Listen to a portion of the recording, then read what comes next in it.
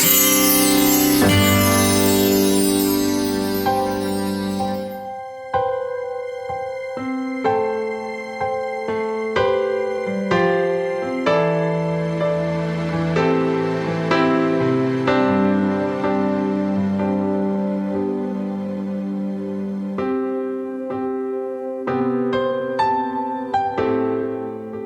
kumikinang na tambalang Nicole Liala at Diego Bandido. Magandang araw po sa inyo. Isa po akong masugid na tagapakinig na sumusulat sa inyo ngayon para magbahagi ng isang simpleng karanasan na tumimo sa puso ko. Naway magsilbi po itong paalala sa ating lahat kung gaano kalaki ang epekto sa iba ng kabutihang ginagawa natin, gaano man ito kaliit o hindi man natin pansin. Ganito po kasi. Gaya po ng marami, mahilig po akong mag-online shopping. Uy, kami ni Diego, hindi ah. Huwag mo sabihin gaya ng marami. Excuse me. Huwag mo kami dadamay dyan. Hello? Oo. May delivery ka. Shh. Hindi ko nga sinasabi na dito ko pinapadeliver sa office. Ang ingay mo talaga, Diego. Anyway, balik tayo. Ganito po kasi, gaya po ng marami, mahilig po akong mag-online shopping. Abala kasi ako sa trabaho kaya mas convenient para sa akin ang umorder na lang online. Kalaunan, naging libangan ko na rin ang pagtingin ng mga bagong items at deals sa mga shopping apps. Sa totoo lang, malaking tulong ito sa akin para maibsan ang stress at pagod sa araw-araw. Dahil madalas akong may delivery, may isang delivery guy na halos palagi kong nakakasalamuha. Totoo yan, kasi kapag lagi ka nagpapadeliver, kwento lang to ha. I mean, wala naman po akong personal parang experience. Oo, kasi parang depende yan. Kung halimbawa, sa Shopee o kaya sa Lazada, ganyan. Wala akong alam tungkol dyan. Kwento lang Sino ang lahat. Sino nag-deliver sa'yo palagi? Hindi, kwento lang yun. Kala mo ha. Kwento nga lang sa akin. Okay. No. So anyway, ito nga, dahil madalas akong may delivery, may isang delivery guy na halos palagi kong nakakasalamuha. Halatang masipag, magalang at laging maayos makitungo. Dahil doon, nakagaluan ko na siyang bigyan ng tip sa tuwing may parcel. Hindi naman po kalakihan. Kadalasan, sukli lang din naman sa bayad ko. Pero para po sa akin, maliit na bagay lang yon. Isang simpleng pasasalamat sa kanyang serbisyo. Isang araw may natanggap akong text mula sa kanya. Nagpapasalamat lang daw siya sa mga tips na ibinibigay ko. Hindi daw niya mabilang kung ilang beses siyang naisalba ng mga tips ko kapag uhaw at gutom na siya sa biyahe at kapag kapos sa pamasahe at baon. Minsan pa raw nakatulong yon sa mga bayarin niya sa eskwela. Pero kasabay ng pasasalamat, nagpapaalam na rin siya. Graduate na raw siya ng kolehiyo at may napasukan na daw siyang bagong trabaho. Working student lang daw siya dati. Pilit na pinagkakasya ang oras at lakas para makapagtapos. Nangilid yung mga luha ko. Hindi ko akalaing ang mga bariyang wala namang masyadong halaga sa akin kung tutuusin, ay nakatulong ng malaki sa ibang tao.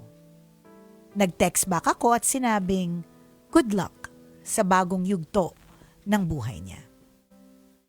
Ang karanasang yon ay nagsilbing malinaw na paalala sa akin na minsan, ang mga ginagawa natin para sa kapwa na akala natin ay maliit at walang gaanong epekto, ay maaari palang maging sandalan nila sa mga panahong hirap na sila. Maraming salamat po sa pagbasa ng sulat ko at sana po ay abutin pa ang programa ninyo ng maraming taon para patuloy kayong makapagbigay ng inspirasyon sa mga listeners ninyo. Ang inyong kumikinang na tagapakinig, Jade. Hindi ko ba alam kung ako lang yung iba yung ine-expect ko. Talaga? Bakit? Ang inisip mo love life? Oo. 'di ba? Parang nag-text yung delivery guy. Oo, yan. Tapos naging umpisa ng friendship, Oo. mga ganon. Oo. So ito kakaiba. Oo, ako naisip ko din siya. Pero hindi ko na rin siya naisip pagkatapos, 'di ba? Kasi Umalis na kasi yung isang Nicole Yala. umalis na yung isang Nicole Yala na pumapasok sa utak ko ngayon. Umalis siya. Oh, ganun. bago po yun. Kaya bago. nawala. So ito yung maganda sa sinasabi ni Jade. Na totoo naman no, Oho. na yung mga actions natin, especially the good ones, even the bad ones actually. Mhm. Lagi tong may posibleng epekto sa ibang Yan. tao. May ripple effect Meron siyang ripple effect. So kung bad thing yung sinasabi mo, bad din ang epekto nito sa ibang tao. Tama. But kung good things din ang sinasabi mo, 'di ba? It can heal a person.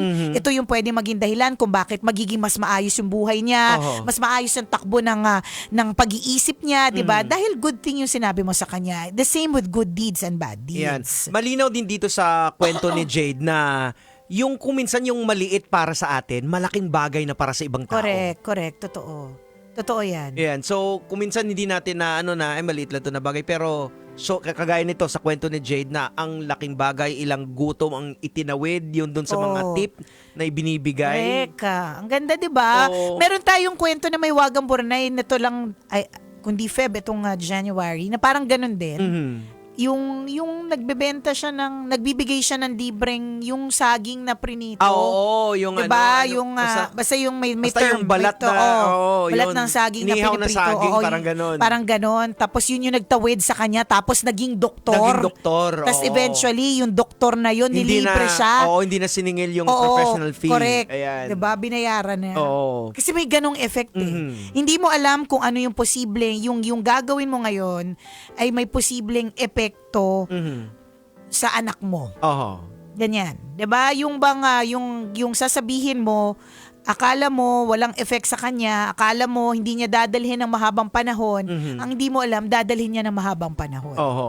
'Di ba? So, choose your fighter. Oh, yan. Ang kagandahan din kasi dito, hindi ito nagtatapos yung ginawa mong maganda. Hindi magtatapos doon sa delivery rider. Correct. Maaalala din yun ng delivery rider kung may rider na someday na magdi-deliver Tama. sa kanya, Ganun na din gagawin yung niya rin thinking din. niya. Oo. At lagi niyo pong tatandaan sa tuwing kaya siguro ganun na lang din ang pagsuporta namin ni Diego Bandido sa online shopping.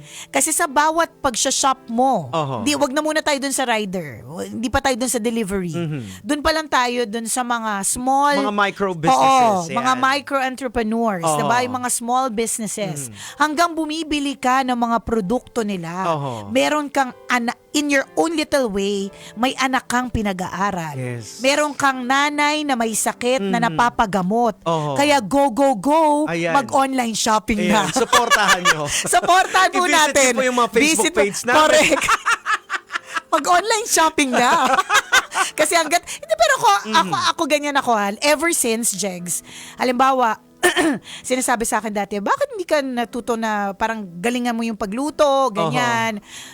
Ang lagi ko sinasabi, hanggat may mga taong katulad ko na nagpapa-deliver, Oho. may trabaho ang online delivery Tama. na part ng restaurant na yan. Correct. At may trabaho yung rider Oo. na magpipick up ng delivery na yan at dadalhin sa bahay namin. At Diba? yan kasi yung magsiset ng balance. Kita nyo during COVID, yung lahat nagtitinda na, yung lahat nagluluto na, di ba ang hirap? Correct. Ang hirap ng ikot ng pera ng Ang hirap economy na natin. kasi lahat nagbibenta. na nagbebenta ng ube cheese pandesal. Sino na bibili? Totoo. There was a time na pipiliin mo na lang kung sino yung pinakamasarap na dalgona coffee Oo. kasi lahat marunong lang gumawa. Totoo 'yan, 'di ba? So yun yung parang part siya ng balance na may mga tao kagaya ni Nicole na hindi talaga sinubukan na magluto pero yung naging dynamics is Hindi talaga eh. Oo. Pwede namang, bakit kailangan ba tagaluto? Pwede naman tagakain, di ba? Oo, tama. Ganon. At habang may mga tagakain, kami yung mga nagsiset ng balance, Yan, di ba? oo. Kasi hindi pwedeng lahat supplier. Correct, Kailangan oo. meron din talagang consumer. Tama. Oh, di ba? Hindi, pero totoo, every time you consume, sa totoo lang, Although, syempre, kapag kasobra na, yun na yung mali. Aha. Pero every time that you consume something, every time that you buy something online, kahit na ano, Aha. di ba? Meron kang sinusuportang negosyo. At yung negosyong yun, may mga anak na pinapakain, Tama. pinapaaral. Correct. For all you know, kung halimbawa malaki ang negosyo ito, hindi na yun sa mga micro, meron siyang foundation na mga, kung anumang klaseng foundation na tinutulungan. Battered children, battered women, di ba? So go, shopping na. Yun yung punto. Yun pala yung punto. Shopping Advocate na. na kami ng online shopping. Shopping na, Oy, di ba? baka pwede na kaming endorser Pwede. ng mga online shopping Actually, app. di ba? Oh. Speaking of online, you can buy online. Mayat de la Rosa Fine Yes, Jewelry. ayan, oo. Di ba? Kung hindi ka makapunta sa mga stores, kasi may mga taong ganyan eh. Parang ito si Jade. Hindi na para pumunta ng tindahan. Tama. Hindi na para pumunta. At lalo na, kung halimbawa medyo kabisado mo na, halimbawa, size ng singsing mo, 7. Kapag kami nakita ka, tas flinex ni Madam Mayet, size 7. Oh. Alam mo na kagad. Correct. Di ba? At habang meron kang sinusuportan nga online, may sinusuportahan kang mga empleyado. At yung mga empleyadong yon, may mga pamilya. Ayan, may pamilya din. Kaya, online shopping na. Now na. Yan. Now na. Naging endorser na ng ayan. app. Ganon. At saka eto din sa lahat po ng mga kagaya namin na paminsan-minsan lang na nagpapadeliver, Yan. maging extra kind din po tayo doon sa mga delivery riders. Correct ka. Kung minsan medyo may mga masungit, pero syempre isipin nyo hindi po sandamakmak po yung deliver Correct. nila. Totoo. So kung hindi ka magbibigay ng extra kindness, baka malay mo, baka minura siya, pinagsabihan siya, minaliit siya nung huli. before Correct. sa'yo, di ba? Correct. Totoo yan. So, yun. So, maging kind po tayo. Alam mo, speaking of kindness, nasabi ko yun, merong pelikula sa Netflix tungkol dyan sa rider. Na nung pinanood ko siya, talagang naantig talaga yung puso ko na, hindi lang naman yung delivery ko yung dinideliver niya.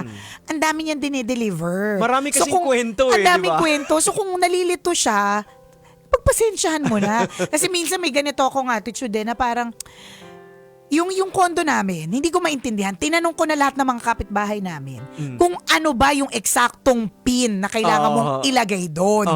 As in, yung isa message ko pa, excuse me ma'am, may question po ako. Tapos parang gulat na gulat siya. Bakit? I mean, wala kaming connection sa office, ganyan. Tapos sabi ko, inas ko po yung number mo dun sa isa nating kasama sa office. Kasi gusto ko lang pong i-ask, ano po yung eksaktong pin yung nilalagay niyo po sa mga rider kapag nagpapadeliver? Delivery, Kasi simula nung lumipat ako doon, Jegs, every single time, kailangan kong i-explain na hindi siya sa Laverty.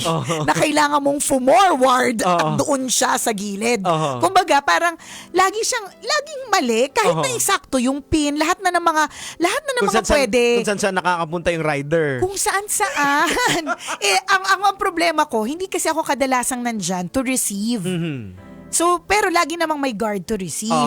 Ang problema ko rin kasi, minsan, Jegs, hindi ako laging available to receive a call. So, kunyari, naka-ere o kaya may meeting. So, ang ending, naiinis ako pag nakita ko 5 missed calls. Sabi ko, tarantang-taranta naman.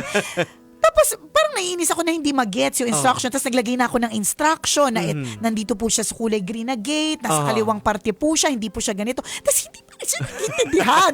Diba? May ganun akong feeling. And then, nung napanood ko nga yung pelikula na yun sa Netflix, I forgot the title, na sinasabing, na parang pinapaliwanag doon na, una, hindi lang ikaw yung pinag-deliveran. Correct.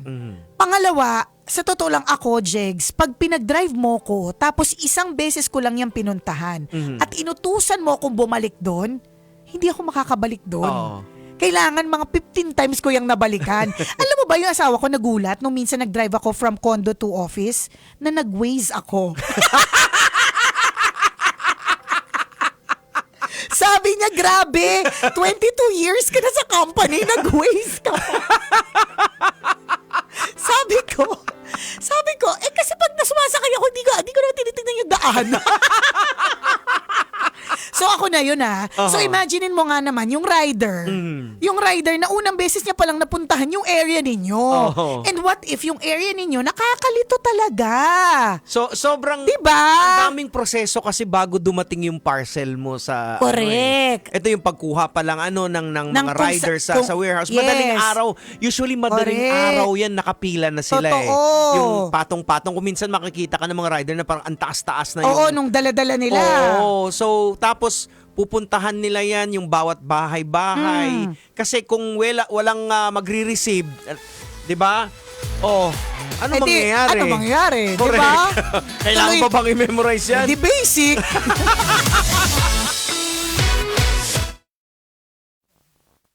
Tuloy natin sa podcast. Ayun, tuloy natin to.